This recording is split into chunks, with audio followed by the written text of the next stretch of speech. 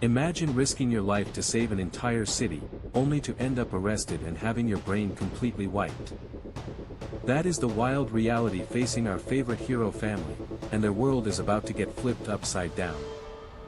Welcome back to the recap, where trying to do the right thing officially gets you cooked. We open inside a dark government interrogation room where Agent Rick Dicker is questioning a nervous teenager named Tony. Tony low-key spills the tea on how he finally built up the courage to talk to his crush, Violet Parr. He scored a date with her for Friday night, thinking everything was going according to plan. Suddenly, a giant drill erupts through the asphalt as a villain named the Underminer declares war on the surface world. The Underminer makes his dramatic entrance, flexing his insane mechanical death machine right in front of the crowd. Tony watches from the parking lot as a family of masked vigilantes leaps into action to stop the threat. Elastigirl realizes the drill is moving way too fast, giving off absolute main character energy as she pursues it. She commands the kids to secure the perimeter while the adults jump straight into the danger zone. Dash instantly calls perimeter duty, leaving Violet stuck handling baby Jack during a massive crisis. In the chaos, Violet accidentally loses her mask, exposing her secret superhero identity directly to Tony. Tony completely loses his cool after realizing the girl he likes is a literal super-powered hero. Overwhelmed by the drama, Tony tells Agent Dicker that he wishes he could erase the whole thing from his head. Dicker gives an ominous response before wiping Tony's memory completely, totally deleting Violet's romance. Flashing back to the battle, the Underminer is blasting through city streets and ripping through banks. Mr. Incredible dives straight into the drill, but the villain traps him inside with a high-powered jackhammer. Dash and Violet try to keep Jack safe, but the chaotic baby is acting like a total wildcard. Frozone glides into the scene with slick ice powers, trying to steer the runaway machine away from skyscrapers. Bob panics when he realizes nobody is actually keeping an eye on the baby during a high-stakes demolition. The unstoppable drill locks onto City Hall, threatening to level the entire building in seconds. Mr. Incredible and Elastigirl force their way into the engine room to shut down the overheating boiler. They manage to bring the runaway drill to a sudden stop, barely preventing total catastrophe. Instead of celebrating their victory, the heroes watch as the Underminer escapes with all the loot. The police instantly surround the hero family with weapons raised, taking them all into custody. An angry official lectures Bob and Helen, claiming doing nothing would have been better than saving the day. Agent Dicker shows up with devastating news: the government superhero relocation program is officially dead. Dicker explains that 2 weeks in a budget motel is all the assistance he can legally provide. Later that night, the Parr family sits down in their tiny motel room eating cheap takeout. Bob attempts to dodge the awkward reality, but the kids force the conversation about their illegal hero status. Helen sternly reminds the kids that they aren't allowed to make executive decisions about using powers. Dash fires back, arguing that using their abilities to protect people shouldn't be considered a crime. Helen argues that respecting authority comes first, even when the laws feel completely backwards. Bob secretly agrees with the kids, missing the rush of being out in the field as a superhero family. With their savings depleted, Bob and Helen face the harsh truth that one of them must land a corporate job. They realize all their old suits and normal clothes were incinerated when Syndrome's jet crushed their home. Lucius Best sneaks into the motel room through the window like the ultimate smooth operator. Lucius drops major news about a high-profile representative reaching out to him during the police incident. He reveals that a mega-wealthy telecommunications tycoon wants to set up a secretive meeting. Lucius confirms that the billionaire requested Elastigirl, Mr. Incredible, and Frozone all together. He advises them to put on their iconic super suits, teasing that the tycoon loves pure hero nostalgia. They arrive at DevTech headquarters and meet Winston Deaver, an insanely energetic billionaire superfan. Winston fanboys over their legendary history, singing their old hero commercial jingles from memory. Winston introduces his brilliant tech genius sister Evelyn, who handles all the high-tech inventions for DevTech. Winston shares how their late father spent his whole life supporting supers and funding hero causes. He reveals the heartbreaking tragedy that occurred after superheroes were outlawed nationwide. Armed robbers broke into their house, and when their dad called hero hotlines, nobody answered because supers were banned. Evelyn steps in, explaining that the public hates supers because politicians only highlight structural damage. She unveils microcameras engineered to fit directly inside suits to stream the hero perspective live. Winston presents his ultimate goal: change global perception and make superheroes legal once again. However, Winston drops a massive bombshell by selecting Elastigirl to lead the campaign instead of Bob. Bob tries to defend his record, but analytical data proves Mr. Incredible leaves behind insane property damage. Bob suffers a high-key bruised ego, struggling to digest the fact that his wife got the spotlight. Helen hesitates to accept, worried about leaving her family behind while acting as a vigilante. Bob encourages her, pointing out that their kids will never be free unless someone fixes the law. Bob steps up and offers to handle stay-at-home dad duty while Helen takes on the campaign. Bob swallows his pride, determined to prove he can manage the household while Helen changes history. Helen makes the high-stakes call to Winston, officially accepting the contract to save superhero legacy. Winston refuses to let his top hero live in a budget motel and pulls an insane power move.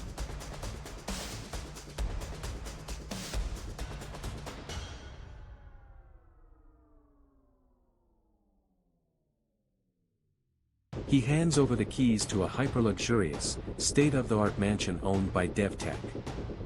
The Parr family steps inside the multi-million-dollar paradise, completely stunned by the upgrade. Violet raises an eyebrow, wondering what kind of job lands a family in a futuristic billionaire path.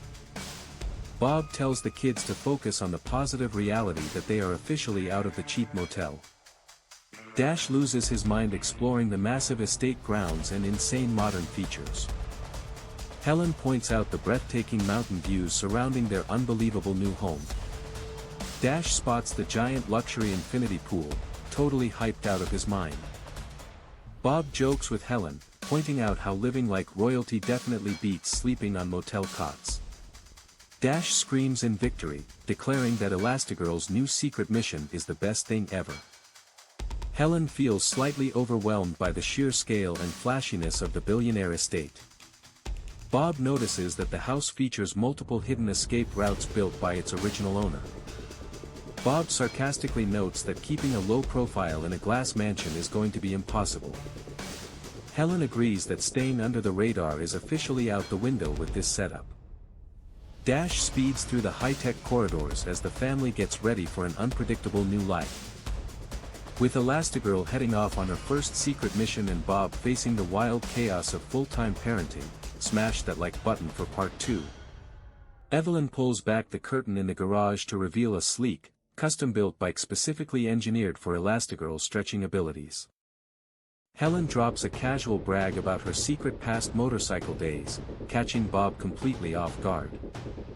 The high-tech ride is entirely electric, packing ridiculous torque that almost launches Helen backward on her first try. She quickly recalibrates her control, proving she has absolute main character energy even on an unfamiliar superbike. Helen heads straight into the heart of New Urbum, camping out in the highest crime district to maximize impact. Back home, Bob tries to play it cool while explaining to the kids why their mom left early for work. Dash instantly points out the wild contradiction that their mom is technically breaking the law to legalize superhero work. Sitting on her bike in an alleyway, Helen admits to the tech team that waiting around for crime feels totally bizarre. Winston reminds her over the comms that she is parked in absolute prime territory for dramatic superheroics. Suddenly, police chatter alerts Helen to a high-priority threat at the grand opening of the city's new hover train. Bob tries setting strict curfew rules for Violet, attempting to maintain full control of the household. The domestic battle escalates as Dash hits Bob with his confusing New Age math homework. Bob low-key starts losing his mind because the school completely overhauled how basic addition works. In a peak frustrated dad moment, Bob screams at the textbook, insisting that math should never change. Bob refuses to admit defeat, refusing to call Helen because his ego cannot handle asking for math help. He tries reading Dash a bedtime story, hoping to put the kid to sleep so he can figure out the homework in secret. Meanwhile, the mayor prepares to inaugurate the hyperspeed hover train in front of massive press crowds. Helen watches from a distance, knowing the cops are still salty about past superhero property damage. The mayor cuts the ceremonial ribbon, launching what was supposed to be the safest transit system in the country. Out of nowhere, the train violently halts and begins accelerating backward at insane speeds. Panic erupts inside the control room as the automated systems freeze, leaving passengers completely trapped. Engineers hit every single override switch, but the rogue train continues redlining down the track. The entire computer mainframe is totally hijacked, leaving zero manual control for the operators. Helen zeroes in on the speeding train, realizing she only has minutes before it hits the end of the line. Right in the middle of this high-stakes chase, Dash calls Helen's comms demanding to know where his gym socks are. Without skipping a beat, Helen tells Dash where his socks are while pushing her electric bike to maximum velocity. She executes a wild split-frame maneuver on her motorcycle, threading narrow alleys to cut off the runaway train. Helen leaps onto the high-speed locomotive, bursting into the engine cabin to secure the passengers. She confronts the hypnotized train conductor who points toward a hypnotizing, glowing broadcast monitor. A creepy masked figure known as the Screenslaver hacks the screens, taunting Elastigirl directly. Back at home, Bob tries comforting Violet, who just returned from a disastrous day at school. Violet slams her door, completely heartbroken because her crush Tony acted like she did not even exist. Bob instantly realizes the horrific truth: Rick Dicker completely wiped Tony's memory of Violet during interrogation. Violet locks herself in her room, utterly cooked by the realization that her dad ruined her love life. Outside in the yard, Jack gets into a chaotic standoff with a sneaky backyard raccoon. The raccoon tries stealing garbage, prompting Jack to go into absolute battle mode. Bob rushes outside just in time to see his infant son unleash an insane array of hidden superpowers. Jack shoots laser eyes, turns into a flaming monster demon, and multiplies into multiple clones. Bob is utterly flabbergasted as the baby effortlessly tussles with the raccoon without taking a single hit. Jack casually phases straight through solid glass doors, leaving Bob stressed out of his mind. Bob tries gathering the baby clones, realizing his youngest son is low-key an overpowered super god.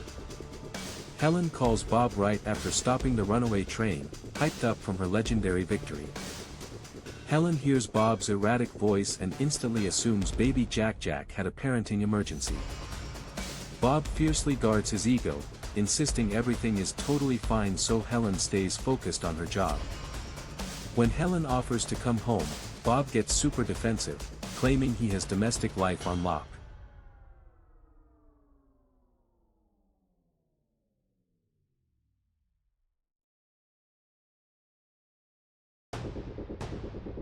He lies through his teeth, assuring her that Jack is behaving like an absolute angel.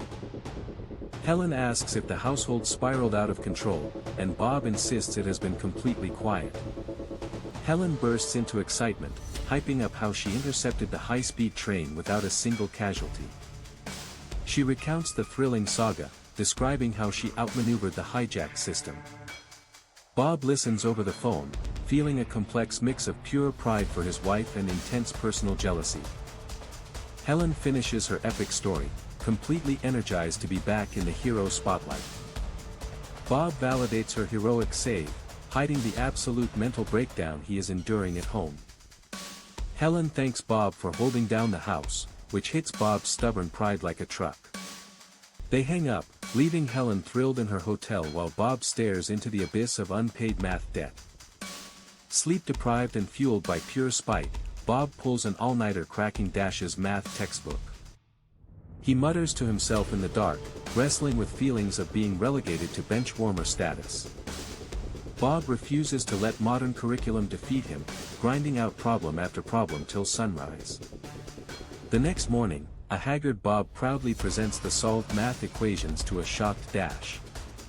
Bob breaks the steps, finally mastering the system through sheer brute force. Bob celebrates his tiny victory right before Violet walks in, looking completely dead inside. Violet wears her superhero outfit in protest, completely traumatized that her real-life memory was erased. She recalls trying to talk to Tony at school, only for him to treat her like a complete stranger. Violet reenacts her awkward confrontation, showing how she tried making excuses for wearing super gear. She mocks the entire concept of heroes, blaming the super lifestyle for destroying her normal life.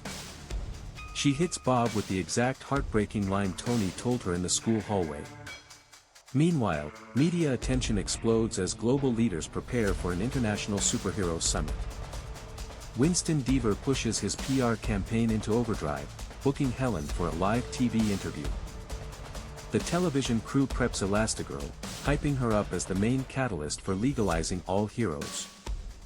Helen gets mic'd up on set, ready to deliver a flawless pitch to the entire nation. The visiting ambassador greets Helen personally, thanking her for defending public safety.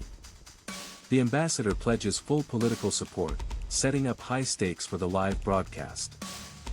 The news anchor counts down to airtime, bringing millions of viewers tuned in live. The anchor introduces Elastigirl, highlighting how society broke its promise to past heroes. He recaps her insane runaway train save, cementing her status as the world's premier active hero. Helen takes the stage with immense confidence, watching public approval ratings hit all-time highs. Suddenly, the studio monitors glitch out violently as the screenslaver hijacks the live feed. Evelyn drops some major corporate truth bombs on Helen, low-key admitting that while her brother gets all the clout, she is the actual brain behind DevTech. Helen tells her to drop the quiet genius persona and start flexing her main character energy to reshape the status quo. Realizing they need to catch this villain ASAP, Helen asks tech genius Evelyn to help her trace Screenslaver's signal during the next broadcast. Helen hits up the airport, completely focused on bringing down this masked menace before things get totally cooked. They hatch a wild plan to bait Screenslaver by setting up an exclusive live TV interview with news anchor Chad Tonight. Meanwhile, back home, Bob is utterly spiraling and calls up Rick Dicker to deal with the Tony Ridinger situation. Dicker admits mind-wiping isn't an exact science, accidentally deleting Tony's entire memory of Violet altogether. Bob realizes he completely ruined his daughter's love life and desperately tries to figure out how to make things right. When Dicker reveals Tony works at a local diner called the Happy Platter, Bob cooks up a super awkward family outing. Violet is low-key confused why her dad dragged the entire family all the way across town just for cheap diner food. Bob aggressively requests a specific booth right next to Tony's serving section, completely unaware of how cringe he is being. Bob desperately tries to cover his tracks, pretending he just wanted to treat the kids to a wholesome family dinner. He tries playing the responsible dad role, lecturing Dash about nutrition while secretly waiting for Tony to show up. When Tony walks over to take their order, Violet literally snorts water straight out her nose in total shock, forcing Bob to make up an embarrassing excuse. Dash starts chugging the table water like an absolute NPC just to distract from the massive second-hand embarrassment. Completely mortified, Violet turns invisible and flees the diner, leaving Bob's dad points completely in the negative. Across the country, the live broadcast airs, hyping up Elastigirl's heroic train rescue to millions of viewers. The news anchor admits he was completely mind-controlled during the incident and has zero recollection of what happened. They roll exclusive footage captured directly from Helen's high-tech camera suit, setting the trap for the hacker. Right on cue, Screenslaver hacks the feed, hijacking every single screen with his eerie hypnotic imagery. The villain drops a chilling rant, calling out society for relying on superheroes to fix all their real-world problems. Screenslaver roasts the audience for being obsessed with fake media instead of living actual lives. He accuses humanity of becoming lazy, couch potato consumers who let authority figures think for them. The villain warns that depending on supers only makes everyday people completely powerless to control their own destiny. Back at the studio, Helen locks onto the signal, but accidentally destroys her tracking gear in the process. Helen gets snarky as she realizes her signal tracing device was completely fried during the high-stakes hack. Evelyn steps up to troubleshoot, playfully taking credit for keeping Helen's high-tech gear running. Back at home, Bob is getting destroyed by Dash's math homework while trying to keep his remaining sanity intact.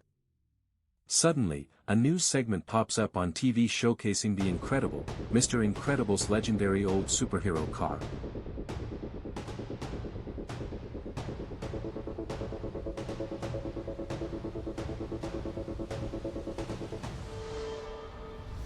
The broadcast reveals the high-tech vehicle was somehow repaired and sold off to a ridiculously wealthy private collector.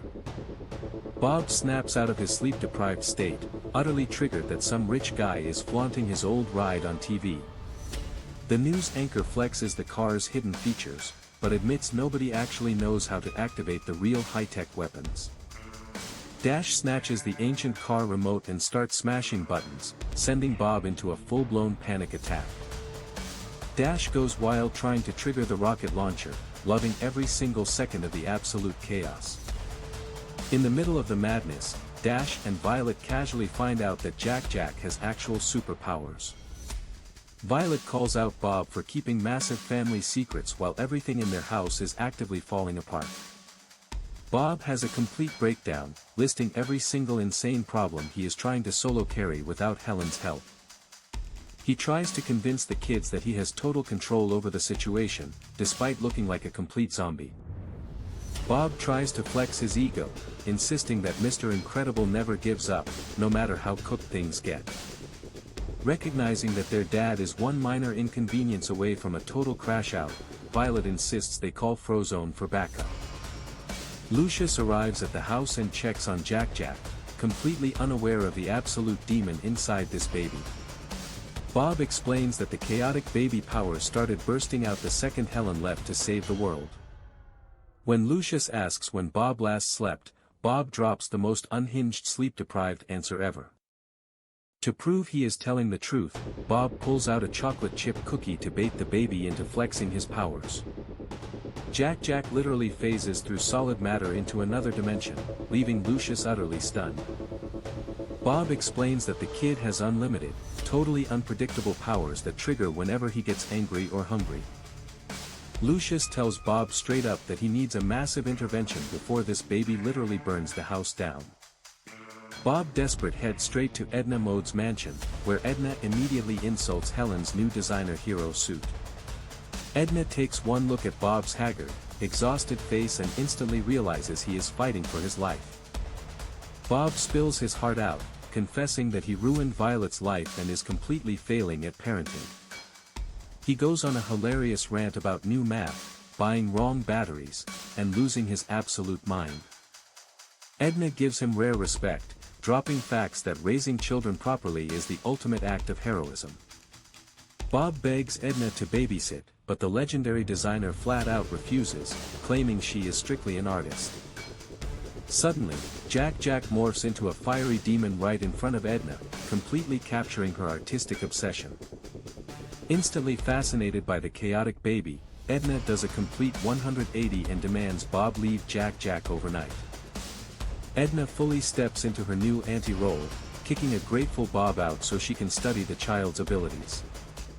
Meanwhile, Winston Deaver hosts a massive global summit celebration to hype up the official return of supers.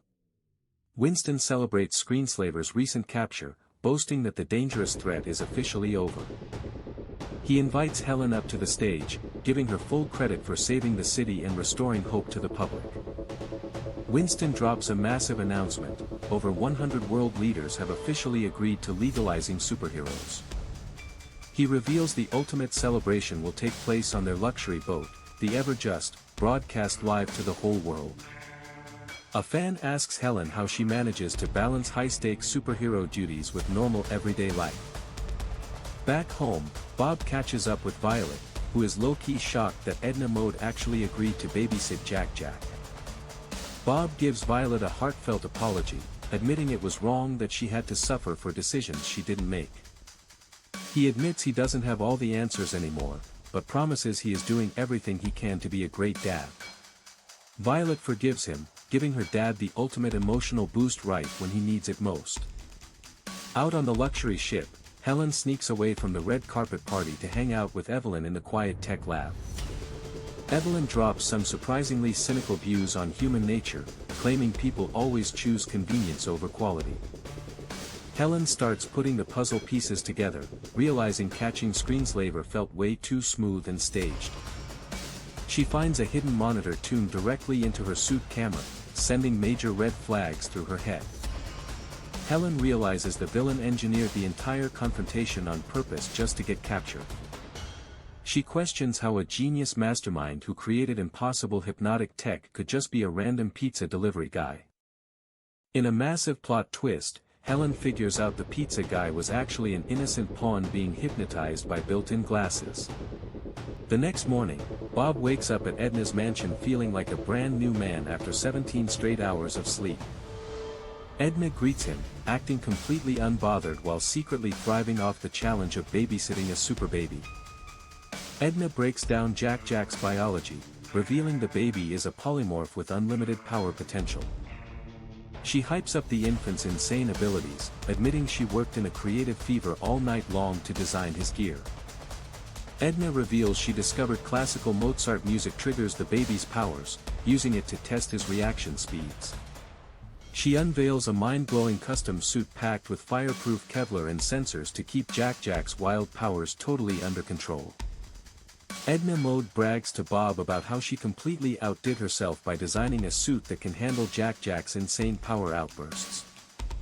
Meanwhile, Elastigirl wakes up trapped inside a dark room kept at sub-zero temperatures so she can't stretch without snapping into ice. Evelyn Deaver steps out of the dark, casually warning Helen that attempting to escape will literally break her body into pieces. She reveals that she low-key created the Screenslaver persona from scratch to frame superheroes and turn the entire world against them. Evelyn explains her villain plot: she's using hypnotic screens to ruin humanity's blind faith in caped heroes once and for all. Elastigirl confronts her for framing a random pizza delivery driver, but Evelyn couldn't care less about collateral damage. She drops her tragic origin story, recalling how her mother wanted to hide in a panic room during a break-in years ago. Instead, her father foolishly trusted superheroes to save the day and ended up getting killed waiting for a rescue that never came.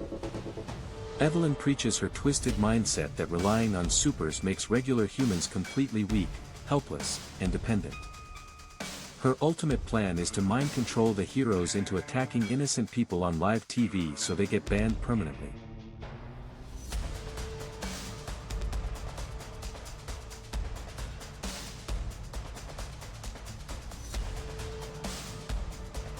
Back at the house, Bob tries to keep Jack-Jack's chaotic laser eyes from completely destroying the living room. The Parr kids watch in awe as Bob tries to coach the baby into controlling his wild array of superpowers. Jack-Jack pops out of existence into another dimension, giving off absolute main character energy right in front of his siblings. Suddenly, Bob gets a suspicious phone call claiming that Helen is in serious danger. The voice tells him to rush over immediately to the DevTech hydrofoil superyacht docked at the harbor.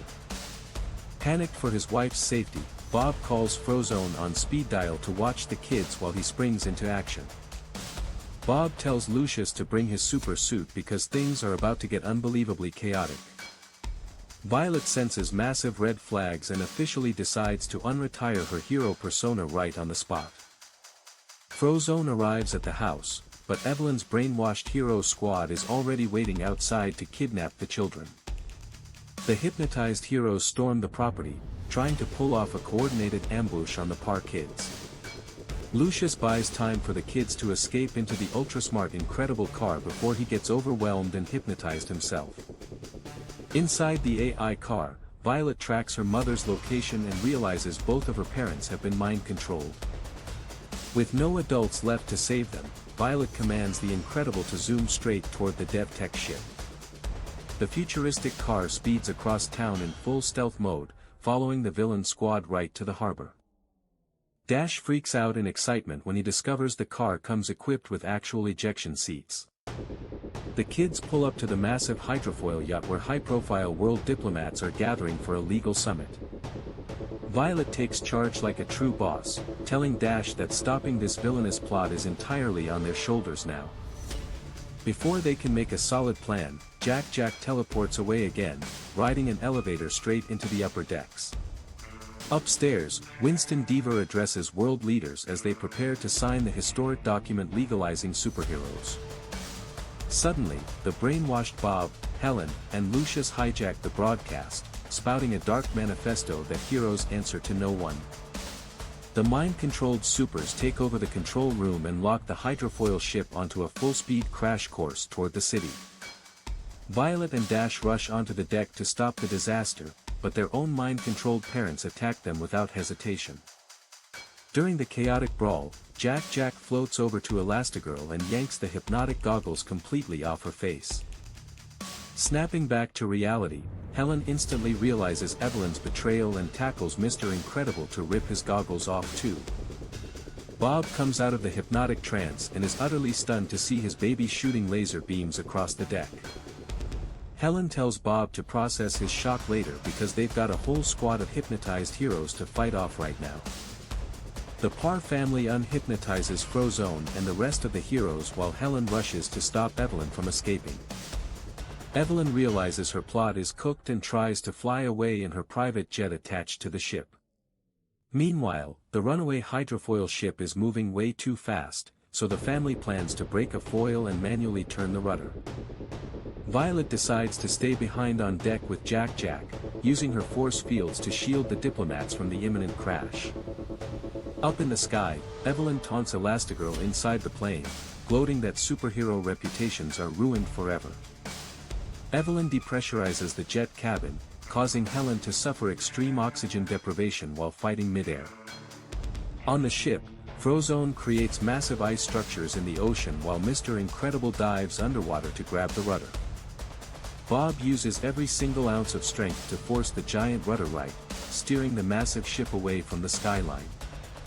Elastigirl overcomes the hypoxia, subdues Evelyn, and uses a parachute to save both of their lives as the jet explodes.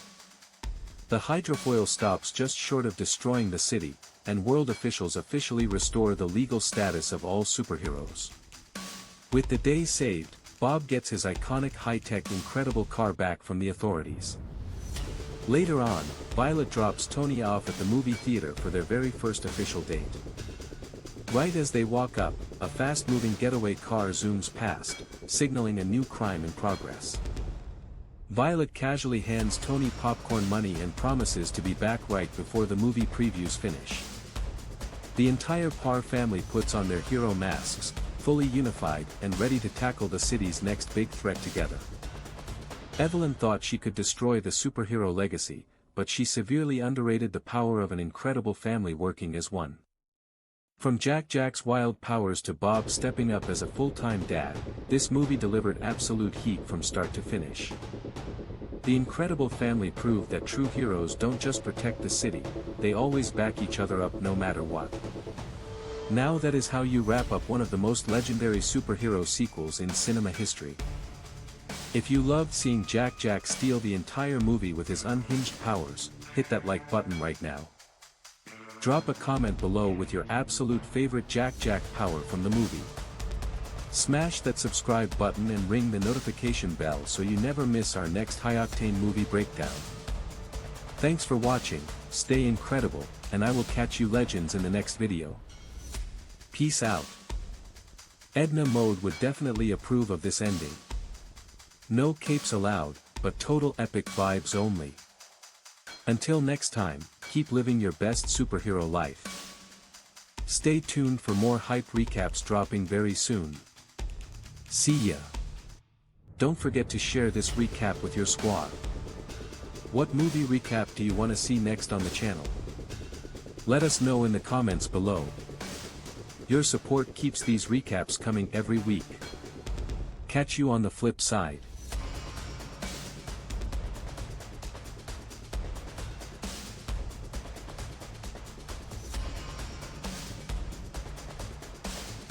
That wraps up our entire 4-part breakdown of Incredibles 2. Make sure you smash that subscribe button to join the ultimate movie fan community today. Hit that bell icon so you're always first to catch our latest viral recaps. Leave a like if you enjoyed this recap and share it with your friends. I'll see you all in the next epic movie breakdown. Stay awesome.